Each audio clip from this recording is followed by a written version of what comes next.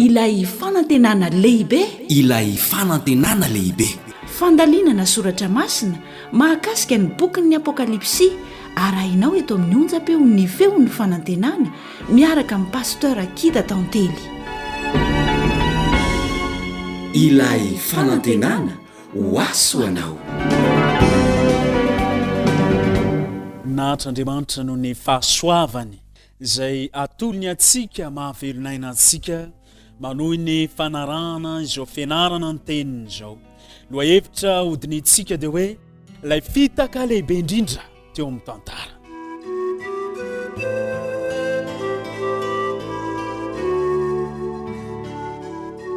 Anjato taonany maro ireo siantifika, ireo manam-pahaizana eto amin'ity planeta tany ity dia nampianatra sy nampiely fa fisaka ny planeta tany. Inga Kopernika no nandinika sy namakafaka ary namoaka fehi-kevitra taoriany izany fandiniana izany fa tsy fisaka velively ny tany fa boribory. Anjato taonany maro anefa dia noraisina ho fahamarinana izany mahafisaka ny tany izany. Enina dia efa nambara azy, efa nilazainga Kopernika taoriany fandiniana nataony fa boribory ny tany. Dia mbola betsaka ireo manam-pahaizana tsy nino, tsy nanaiky, tsy nety mihitsy ny sain'izy ireo ny mahaboribory izany tany izany. Indraindray isika olombelona dia tody tsy fahadisoana tahaka an'izany ihany koa. Mandray ny fahadisoana ho fahamarinana ary ny fahamarinana no heverina ho fahadisoana. Anjato taonany maro ihany koa Satana dia nandondona eo amin'ny varavaran'ny fiangonana mampiaina fahadisoana ny olona ho toy ny fahamarinana. Ary ireo fahazaran'olombelona no nisoloana ny soratra masina, nekena ho tahaka ny fahamarinana. Fety Satana ary mitondra izany famitana lehibe izany eo amin'ny fiainan'ny fiangonana ankehitriny. Ao amin'ny Apokalypsy 12:7 dia zao no ambaran'ny tenin'Andriamanitra. Ary nazera ilay dragona dia ilay menarana ela izay atao hoe devoly Satana izay mamitaka izao tontolo izao. Ny bokin'ny Apokalypsy dia manambara amintsika fa ilayntsika ny mitandrina na ny apahatelo ny anjely aza ny fitany Satana. Adama sy Eva ilay niaina tao anatin'ny fahatanterahana tanteraka. Voafitaka Satana. Aiza ho aiza izao sy anao ankehitriny. Satana nazera teto amin'ity tany ity, niaraka nazera tamin'ny anjeliny. Ho gaga ve isika raha noho ny asan'ity devoly ity ny amin'ny fanoerana ny tenin'Andriamanitra, ny amin'ny fanovana ny fahamarinana ho tahaka ny fahadisoana, ary ny fahadisoana ho lasa toy ny fahamarinana. Mpamitaka lehibe Satana ary miezaka ny anova ny lalàn'Andriamanitra mba aneo amin'ny olombelona fa ny fahadisoana indray ny tolasa fahamarinana. Ho gaga ve isika raha nafika ny vahoaka an'Andriamanitra Satana? Ho gaga ve isika raha nova ny sabata ny baiboly Satana ka anendry andro hafa mba ezana hitondrana fanimpopy hivavahana eto amin'ity planeta tany ity? Iza tokoa moa no nanova ny sabata ny baiboly? Raha Andriamanitra voalaza fa tsy nanova. Izy raha teo no miteny ao Malaki 4:9 manao hoe fa izao Jehova dia tsy miova omaly sy anio ary mandrakizay. Ilay niteny manao hoe mahatsiarova ny andro sabata na masina azy. Dia tsy nanova n'izany sabata ny baiboly zany. Sabata ny Jehova mihitsy io, nomeny ho famantarana ny vahoakany. Ao amin'ny Ezekela 20:12. Io no alalan'ireo mpanarady azy. Io no manavaka ny miankoka amin'Andriamanitra velona sy miankoka amin'ilay sarin'ny bibity. Io no mampiavaka ny fiankofana amin'Andriamanitra marina sy ny fiankofana sandoka izay entin'ny Satana eto amin'ity planeta tany ity. Na Jesosy dia nitandrina ny sabata amin'ny Luka 4:9. Ny mpianatry Kristy ao amin'ny asan'ny apôstôly 7:20, ny 2:7 hatramin'ny 4:7. Ny apôstôly Paul nitandrina ny sabata. Io sabata io no ambaran'ny filazantsara telo fa andro ny tompo ny sabata, ny zanak'olona Jesosy Kristy tsy nanova izany sabata izany. Ny Hebreo 13:15 teo dia miteny manao hoe Jesosy Kristy no tsy miova omaly sy anio ary mandrakizay. Tsy miova Jesosy ary tsy nanova. Ny mpianatra ihany koa dia tsy nanova izany sabata izany. ry Petero amin'ny asan'ny apôstôly toko 5:7 dia niteny mazava manao hoe Andriamanitra ny tokony hoekena mihoatra noho ny olona ka izy ary nanova ny sabata ny Jehova izay andro fivavahana atolotr'Andriamanitra ny taranak'olombelona iankofana aminy ho amin'ny andro hafa.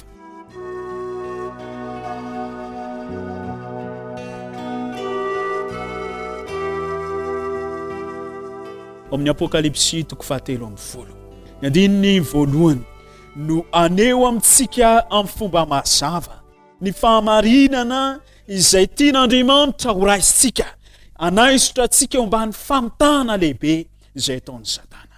Apokalypsy toko 7 andininy voalohany manao hoe ary hitako fa indro nisy bibidia niankatra avy tamin'ny ranomasina nanatandroka 10 sy loha 7 ary tamin'ny tandrony dia nisy diadema 10 ary tamin'ny lohany dia nisy anarana fitenenan-dratsy. Bibidia misy anarana fitenenan-dratsy. Ny atao fitenenan-dratsy dia ny fandraisana ny fahefan'Andriamanitra, fandrobana ny voninahitr'Andriamanitra sy ny heriny, ny fahefany mitarika sy mametraka ireo tokony ho arana eo amin'ny zavaboary.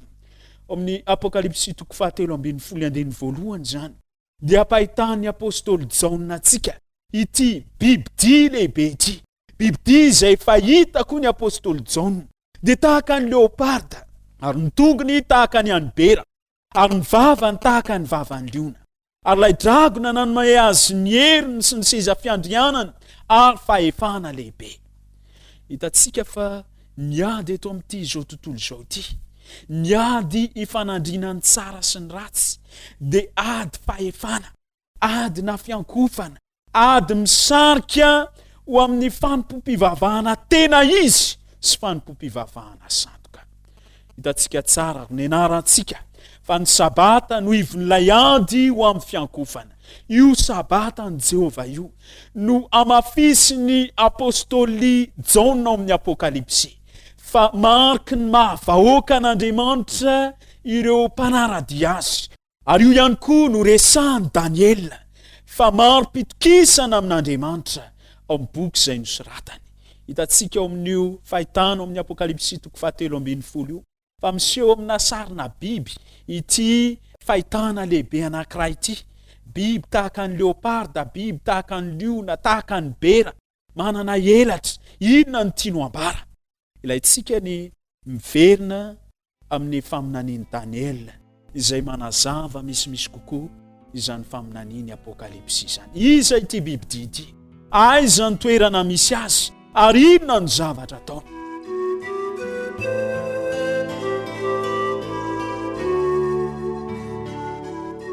Iza ity bibidia ity? Andoro hodinitsika ny faminanian'i Daniela. Daniela toko 7 ny andininy 2 sy ny 3 manao hoe ary nisy biby 4 lehibe samy hafa niakatra avy tamin'ny ranomasina. Ireo biby lehibe 4 ireo dia mpanjaka 4 izay tsangana amin'ny tany. Daniela toko 7 ny andininy 17. Ambarany mpaminany Daniela fa maneho fanjakana 4 ireo biby anankefatra samy hafa ireo. Ilay bibidia zany dia anehoana fahefana, anehoana fanjakana. Amin'ny Daniela toko 7 ny andininy 4 zao no ambaran'ny tenin'Andriamanitra. Ny voalohany dia toy ny liona ary nanana elatry ny voromahery, nijery ambara-panongotra ny elany ary natsangana avy tamin'ny tany izy ka najoro tamin'ny tongony roa toy ny fijoron'ny olona sady natao manana fon'olombelona izy. Ilay biby voalohany izy dia tahaka ny liona.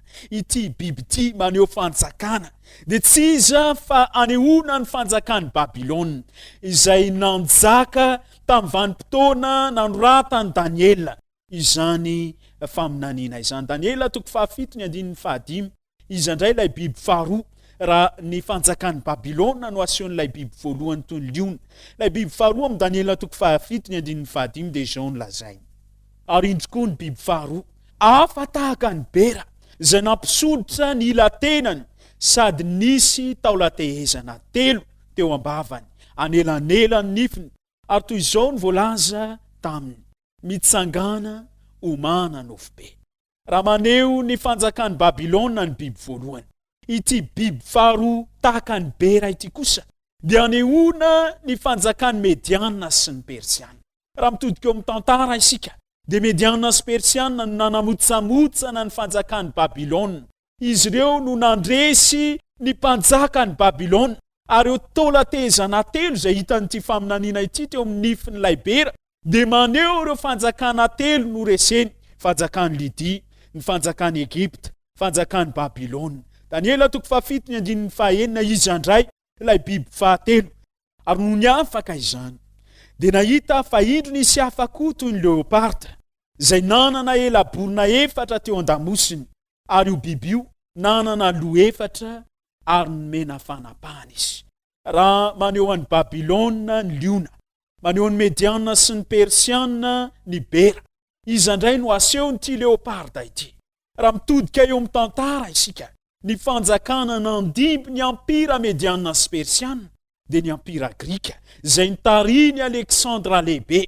Ary hitantsika fa eo amin'ilay faminaniana dia ambara fa toy ny leoparda izy, maneho hafainganam-pandeha izany. Nga Alexandre le Grand teo amin'ny 70 taonany dia fa nanjakazaka, nanerana, nanaparitaka ny fiandrianany sy ny fanapahany teto amin'ity izao tontolo izao ity. Eo amin'ilay fahitana ihany koa dia ambara fa manana loha 4 ilay leoparda, iza no asehon'izany loha 4 izany.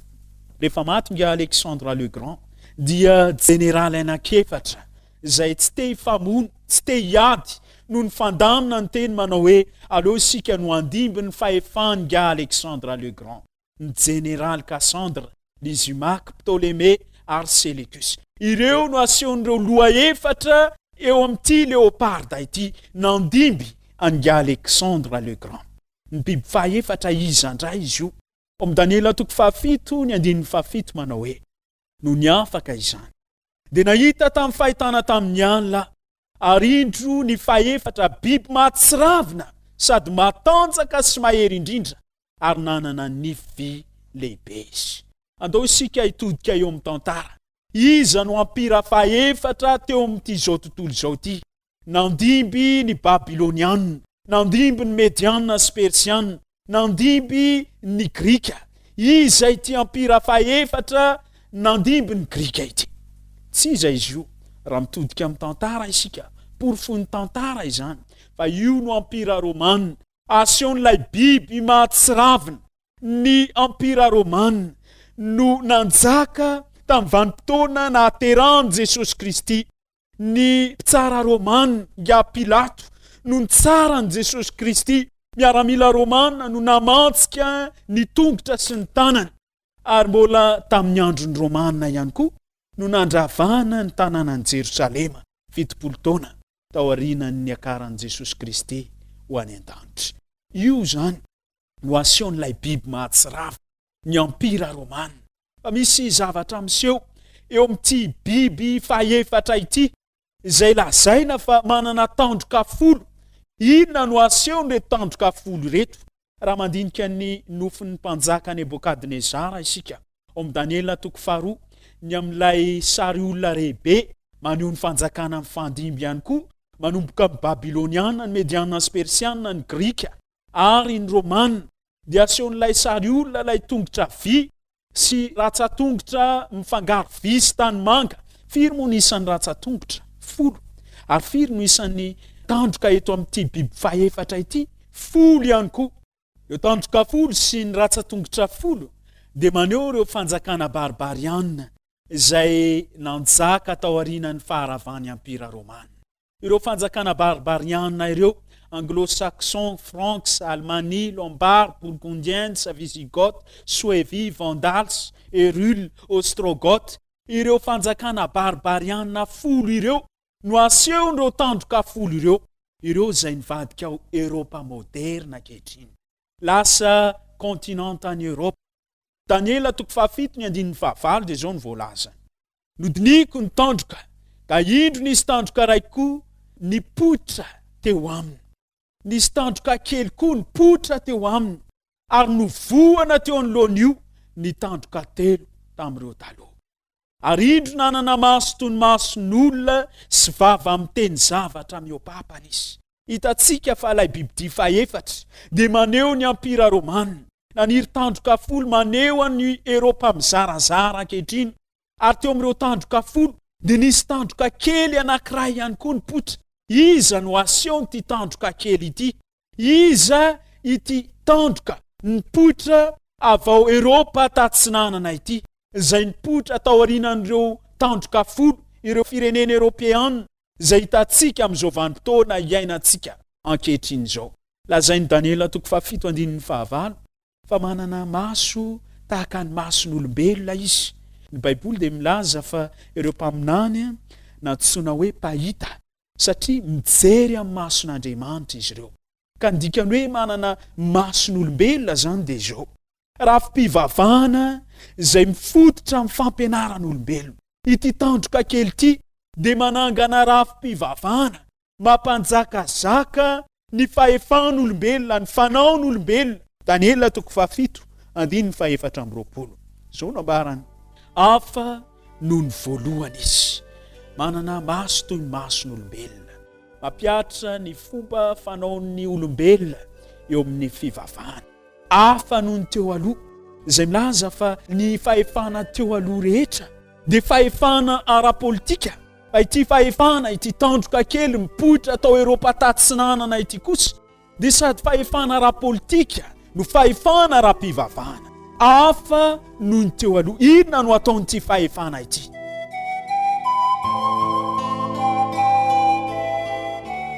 Toizantsika ny faminaniany Daniela. Daniela 7:15.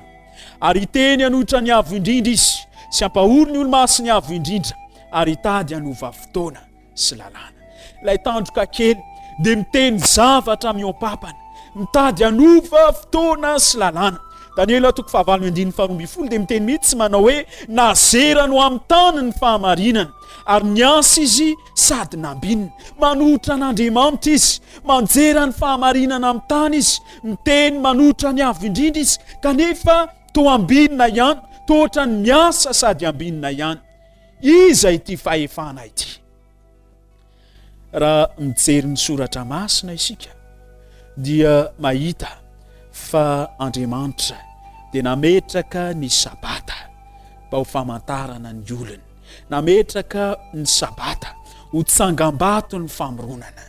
Hitantsika kosa nefa fa niova izany andro sabata, andro fivavahana izany, izany andro ny Jehova izany, andro ny tompo izany, niova ho amin'ny andro alahady. Nisosoka tsikelikely teo amin'ny tantara ny fanovana, ary ny fandiniantsika an'izany no ahitantsika hoe iza tokoa moa ity bibidia fahefatra izay nisy tandroka kely nipotra teo aminy, ary nanotra ny avo indrindra, nampahory ny olo-maso ny avo indrindra, nanova fotoana sy lalàna ity. Niova tsikelikely ny fiovan'ny sabata ho alahady teo amin'ny tantara. Tamin'ny andro nga Constantin no nandraketana an'izany antsoratra. Rehefa hita nga Constantin fa arakaraky ny nanenjehana ny kristianina tamin'ny fotoan'androny, vao maika nampiroborobo ny fivavahana, io izy manao hoe ovaina ny fomba fiasa, ka tsy hoenjehana ny kristianina fa ho tadiavina ny marimaritra iraisany. Ny ampira romana dia mpivavaka tamin'ny masoandro, ary niteny nga Constantin hoe manomboka izao dia ivavaka ho lasa kristianina isika, fa izao kosa ho tadiavina ny marimaritra iraisany. Ny Andriamanitry ny kristianina no andriamantsika, fa ny fanaontsika kosa dia ampidirina ihany ao amin'izany fanao kristianina izany. Ny andro fivavahantsika tamin'ny masoandro no atao fivavahan'ny kristianina, ka dia io no iankofan'ny kristianina rehetra ambonin'ny tany. Nanomboka tamin'ny taona 900 hatramin'ny taona 730 dia nasosoky nga Constantin tsikelikely izany fanovana izany, ary nanomboka adino ny fitandremana ny sabatany Baiboly, adino ny fitandremana ny sabatany Jehova. Tanteraka ny faminaniany Daniela manao hoe hitady hanova fotoana sy lalàna izy. Andeha isika hijery ny tantara. Iza tokoa moa zany no nanova ity sabatany Jehova ity ho lasa ho amin'ny alahady? Iza no nanova ny andro fivavahana sabotsy ho lasa atao amin'ny andro voalohany amin'ny herinandro. Raha manana fivoasana katesisy isika dia hita ao anatin'izany fivoasana katesisy izany ny fanontaniana izay misy valiny. Zao ny voalaza ao anatin'io boky io amin'ny fanontaniana manao hoe andro inona moa ny sabata? Valiny ny sabotsy ny sabata. Fanontaniana apetraka io boky io ihany hoe nahoana isika no mitandrina ny alahady ho solo ny sabata? Dia zao no hamalina io boky io azy. Satria nafindra ny Eglizy Katolika ho amin'ny alahady ny fahamasinan'ny sabata. Ny fiangonan'ny Roma no nanova ny sabatan'i Jehova ho amin'ny alahady. Ary tsy miolaka izy ireo, tsy miafina izy ireo, manana fahatsora-po izy ireo miteny marina fa izy tokoa no nanova izany andron'Andriamanitra izany ho amin'ny andro voalohany amin'ny herinandro. Raha mamaky ny encyclopédie katolika isika izay laharana 4 pejy 750 dia zao no voalaza ao anatin'izany boky izany. Ny Eglizy taoriana novan'ny sabata andro 7 amin'ny herinandro ho amin'ny andro voalohany amin'ny herinandro dia nanova ny didy 7 izay mitaky ny ankamasinana ny sabata mba anamasinana indray ny alahady ho andron'ny tompo. Rehefa mijery ny katesisy katolika isika dia mahita ny fanovana ny didin'Andriamanitra ao anatin'izany boky izany. Ilay didy 2 izay milaza manao hoe aza manao sarin-javatra voasikotra ao anao. Dia ny foanana ka ny didy 10 ilay miteny hoe aza mitsiritra noho ny zaraina 2 mba amenona ho 10 izany didin'Andriamanitra izany. Ny boky nosoratan'ga Monseigneur Juvelet, pretra katolika, mitondra ny lohateny hoe ny tantara fon'ny Eglizy Katolika ihany koa, dia mitsotra ny amin'izany fanovana nataon'izy ireo izany. Tsy tonga eto isika anaratsy ny fiangonana sasany, tsy tonga eto isika anamavo ny fiangonana hafa, fa tonga eto kosa isika amaky ny tenin'Andriamanitra ary anaprofo an'izany amin'ny tantara sy ireo boky ny fiangonana rahavavy. I Monseigneur Juvelet dia nanoratra ilay boky mitondra ny lohateny hoe tantara fon'ny Eglizy Katolika.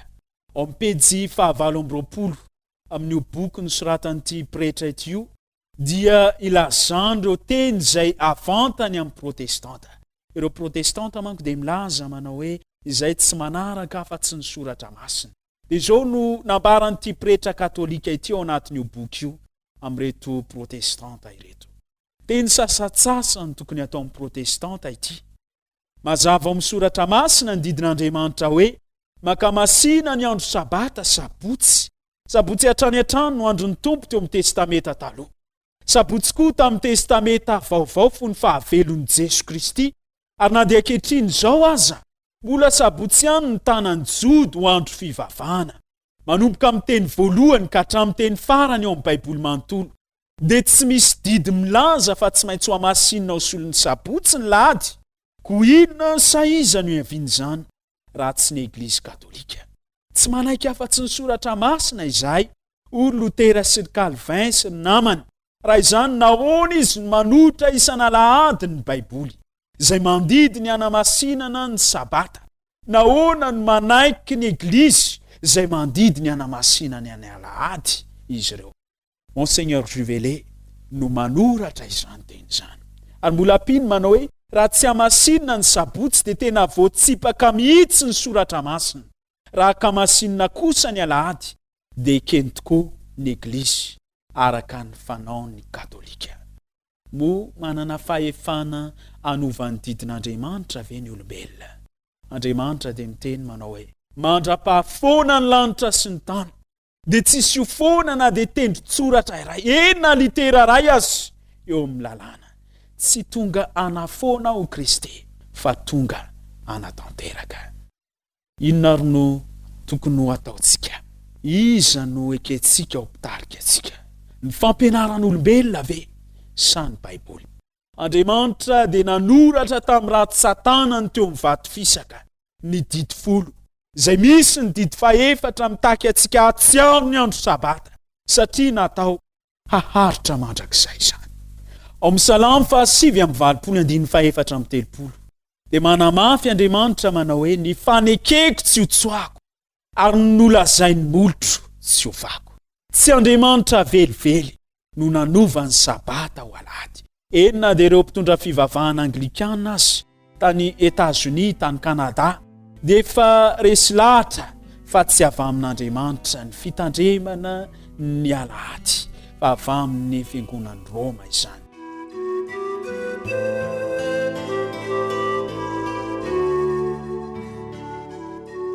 Ilay pasteur anglikana antsoina hoe Carrington tany Quebec dia nanoratra tamin'ny gazety boky antsoina hoe Daily Star tamin'ny 29 oktobra taona 1770 manao hoe tsy tokony fikitra amin'ny fivavahana amin'ny andro alahady intsony ny protestanta satria ho izy tsy noho ny fahamarinana ara-baiboly no hitandremana ny andro alahady fa noho ny firoham-piaimorana izay nety ny fiangonan'i Roma teo amin'ny tantara ny fiangonana kristiana.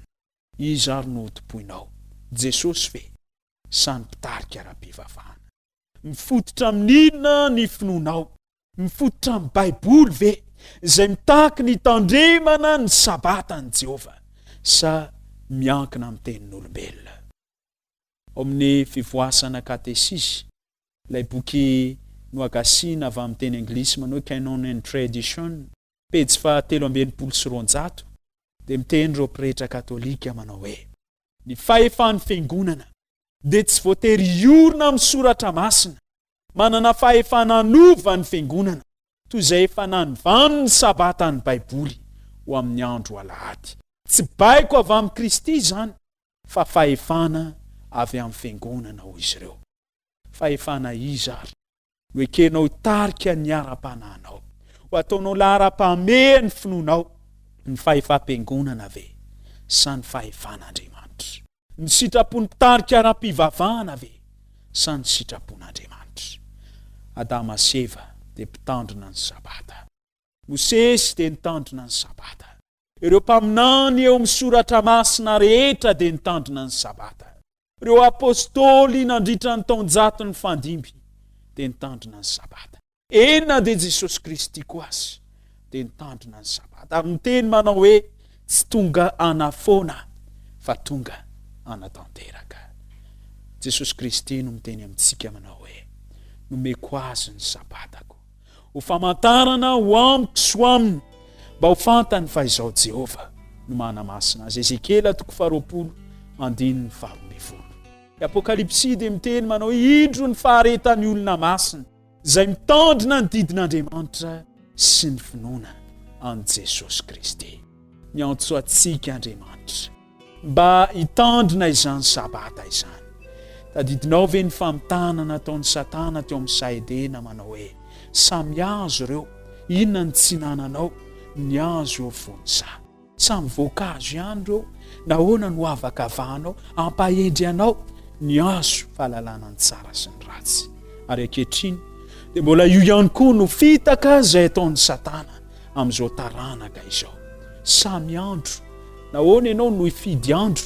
Samy andro na ny sabotsy na ny lahady, samy azonao ataony ny mivavaka amin'ireo. Andriamanitra raha ihany, tsy Andriamanitra dia tia antsika ary te hiaro antsika amin'izany famitana izany.